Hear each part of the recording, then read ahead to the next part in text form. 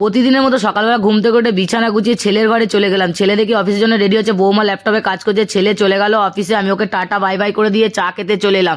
চাটা খাওয়ার পরে দেখি বৌমা পুজো দিচ্ছে। পুজোটা শেষে আমি চলে গেলাম টিফিন খেতে। টিফিন খেয়ে সবজি কাটলাম, সবজি কেটে রেখে দিলাম রান্না করবো বলে। তারপর আমার বর আর বৌমা চলে গেল একটু কাজে। আমি রান্না টান্না করে নিয়ে স্নান করে তুলসী গাছে জল দিয়ে ঠাকুর প্রণাম করে চলে গেলাম সবাই মিলে খেতে। সবাই খাওয়া টাওয়া শেষে এদিকে হয়ে গেল সন্ধ্যের সময় আমার বৌমা গেল পড়াতে, ওর বাবা নিতে এসেছিল।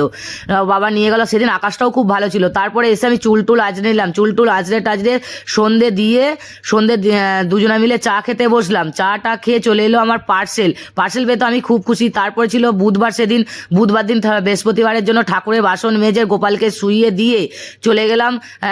দেখলাম আমার বর মিলছে, কাঁচা ভিজোতে রেখেছিলাম। তারপরে রাত্রে ডিনারে চলে গেলাম। ডিনার শেষে আইসক্রিম খেলাম। Tata bye bye.